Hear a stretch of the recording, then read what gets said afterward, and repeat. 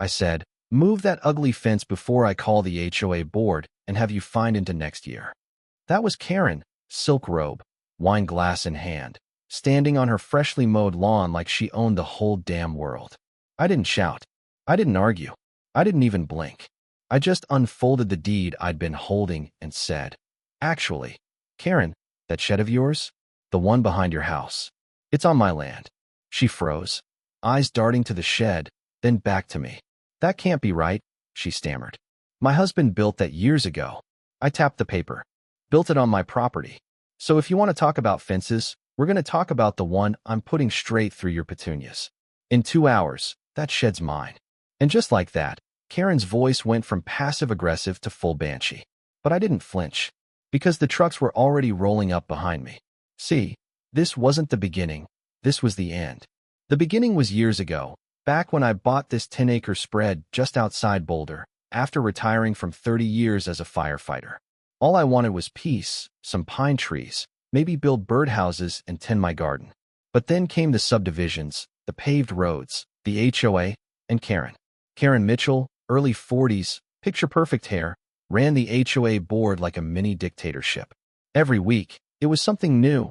Emails about trash bins, threats over lawn height, warnings about driveway parking. And yeah, I ignored most of it because I wasn't technically under the HOA. My land wasn't part of their development. But that didn't stop Karen. First it was sticky notes, trim your trees, hide your tractor. Then she called animal control on my dog, Ranger, claiming he barked too much. I tried to play nice.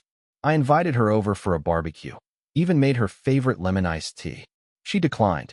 I offered to plant hedges along the fence. She said they violated shared property line rules. Then she claimed my fence was on her land, demanded I move it back 15 feet, said she had a survey. So I got my own, paid a pro. And not only was my fence right where it should be, her garden, her shed, and part of her perfect backyard were 10 feet into my land. That's when I stopped smiling. I filed the new survey, confirmed it with the county, and built a new privacy fence on the actual boundary. Karen? She lost her damn mind. She tried to rally the neighbors, tried to file noise complaints when I hammered in posts, posted in the HOA chat that I was a bully. But I had proof. Legal, notarized proof. I gave her 30 days to move her stuff. She ignored me. So when day 30 rolled around, I called in the contractors. And just as the first truck backed in, Karen came charging out with a hammer. Yeah, a real hammer. And started smashing her own shed. Screaming, red-faced, totally unhinged. "You want this shed? Take it," she shrieked. I let her go for a minute, then nodded to the crew. Let her finish. When she finally dropped the hammer and collapsed in the dirt, I just looked at her and said, "This could have ended differently." She started crying, the quiet kind. "I just wanted things to be perfect," she whispered. "You don't follow the rules." I told her, "Kindness ain't a rule, Karen. It's a choice." I didn't gloat. I didn't destroy anything. We moved her shed intact, packed up her garden lights, didn't break a single flower pot she hadn't already smashed. But 2 days later, I got a certified letter from the HOA, a $5,000 fine for damaging common property and unauthorized fencing. I nearly choked on my coffee. That's when I knew Karen wasn't alone anymore. The board was backing her now, but they didn't know I'd already filed my own legal complaint. Not just for the shed, for the entire patio she'd built on land that belonged to me. The next morning, I posted a new sign, "Private property. No HOA access." And sure enough, Karen showed up again, this time with 2 board members in suits. They tried to act official, threatened more inspections, waved around maps and clipboards. I handed them my court-certified survey, said, "Step 1 more foot, and you'll meet the sheriff." 2 minutes later, Deputy Lisa Daniels rolled up. Strong, no nonsense. She read the documents and told them to get off my land. "You've got no power here," she said. And just when things looked like they might quiet down, Karen went nuclear. Filed an actual lawsuit, said I'd stolen her shed and disrupted community harmony. My lawyer, Chuck, just laughed. "Let's hit her with everything," he said. We countersued for trespassing, land theft, harassment, and emotional distress, including the time she scared my niece, Ellie, over feeding deer. Karen stopped coming outside after that. Then I got a tip, anonymous letter, no name. Just said, "Check the HOA storage unit." I did.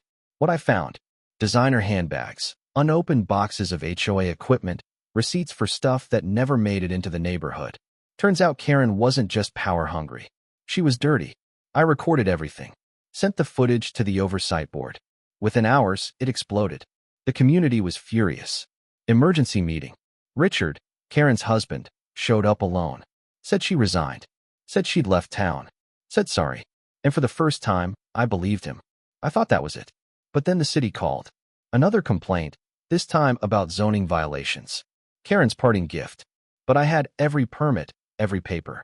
2 inspectors came out, poked around, nodded, and cleared me. One of the cleanest ranches we've seen, they said. That afternoon, I posted the storage unit video to the community page. It went viral, hundreds of comments. People had been paying dues for projects that never happened. Now they knew why. Karen's kingdom crumbled overnight. And then came the kicker. A new neighbor, Bradley Wallace, filed a boundary dispute on the other side of my land. Sleazy real estate guy with a slick suit and fake smile. Said part of my orchard was his. Tried to play it cool, quiet, legal letters, survey adjustments. But I came with evidence. Old drone shots, news articles, even photos of me and Ranger at the creek.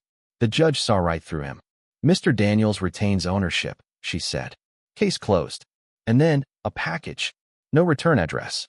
Inside, Karen's old notebook, full of notes, plans, vendettas. And on the last page, scribbled in red ink, the fence was never the problem. The problem was I couldn't control him. That's when it hit me. Control. That's what this was always about. From Karen, to the board, to Bradley. They wanted to own what wasn't theirs, not the land, but the right to tell me who to be. But here, on my ranch, we stand our ground. So to every clipboard-carrying HOA president, every suit who thinks they can bully their way onto someone else's soil, remember this story. Because some fences don't just mark property lines, they draw a line in the sand. And if you cross it, well, you better bring more than just a hammer. Now tell me this. What would you do if someone tried to fine you for building a fence on land they didn't even own? Because me? I build too.